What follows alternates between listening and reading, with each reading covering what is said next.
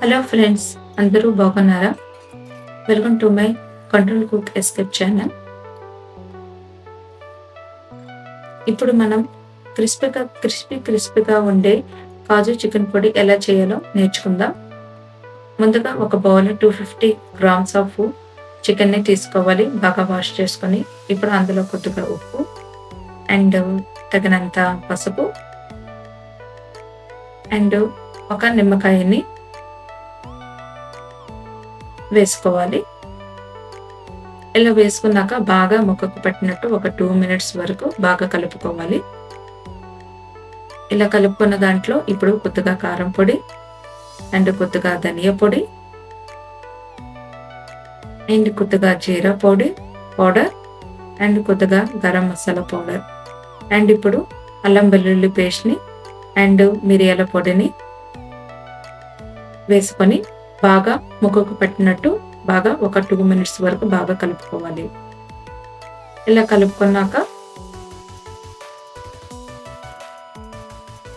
Crispiness కోసం ఇప్పుడు కొద్దిగా జొన్న పిండి, కొద్దిగా రైస్ పౌడర్ అండ్ 2 చెంచాలు శనగపిండిని వేసుకొని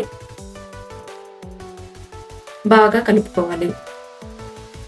ఇది మాత్రం బాగా కలుపుకోవాలండి, ఎందుకంటే ప్రతి ముక్కకి ఈ 3 ఫ్లేవర్స్ పౌడర్స్ అనేవి బాగా పట్టాలి. ఇలా పడితే ఎప్పుడైతే మనం ఆయిల్లో వేసేటప్పుడు బాగా క్రిస్పీగా ఉంటుంది.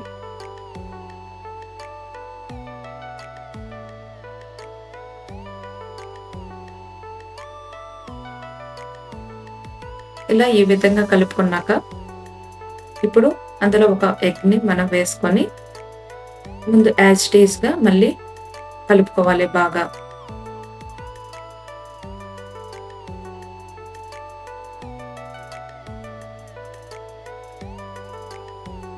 ఇలా కలుపుకున్న దాంట్లో ఇప్పుడు కొద్దిగా కొత్తిమీర అండ్ కొద్దిగా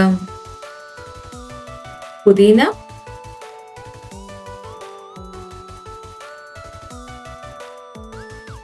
అండ్ కరివేపాకుని యాడ్ చేసుకోవాలి. యాడ్ చేసుకొని కలుపుకొని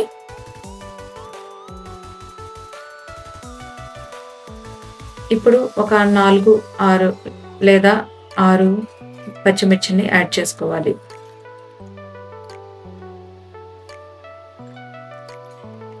ఇప్పుడు కొద్దిగా జీడిపప్పుని యాడ్ చేసుకోవాలి. ఇది ఫైనల్ టచ్ అండి. ఇప్పుడు మనము ఈ మిశ్రమాన్ని బాగా కలుపుకోవాలండి, ఎందుకంటే ఇది ఇప్పుడు మనం మ్యారినేషన్ చేస్తాం కాబట్టి ముక్కకు బాగా పడుతుంది. ఇప్పుడు ఇలా కలుపుకున్నాక డీప్ ఫ్రిడ్జ్లో ఒక 1 to 2 అవర్స్ పెట్టుకోవాలి, ఎందుకంటే ఇలా పెట్టుకుంటే ముక్కలు ఉన్న వరకు మసాలాలన్నీ బాగా పడతాయండి.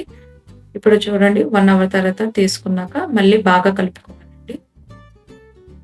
ఈలోగా స్టవ్ మీద ఒక కళాయి పెట్టుకొని ఒక 1/2 లీటర్ వరకు ఆయిల్ యాడ్ చేసుకోవాలండి.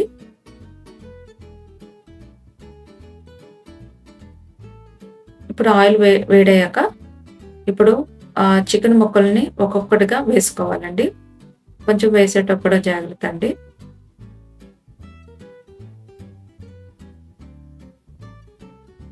దూరంగా వేసుకోవాలండి, ఎందుకంటే ముక్క అతుక్కుంటుంది.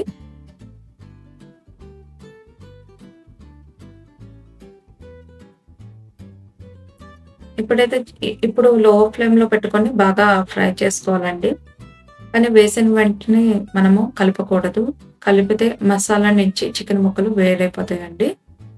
సో ఒక 2 మినిట్స్ వరకు కలపకుండా ఉండాలండి.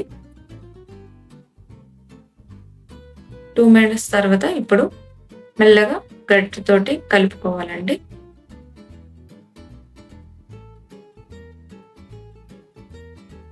ఇలా మెల్లగా కలుపుకోవాలండి మధ్యలో, ఎందుకంటే ముక్కలు విడిపోకుండా ఉంటాయండి.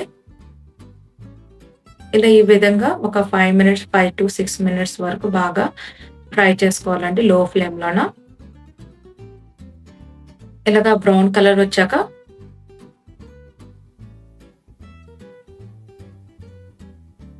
ఇప్పుడు ప్లేట్‌లో సర్వ్ చేసుకోవాలండి.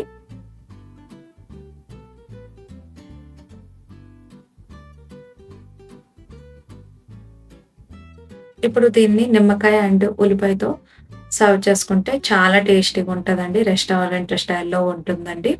మీరు కూడా ట్రై చేయండి. చాలా టేస్టీగా ఉంటుందండి. Thanks for watching. నమస్తే.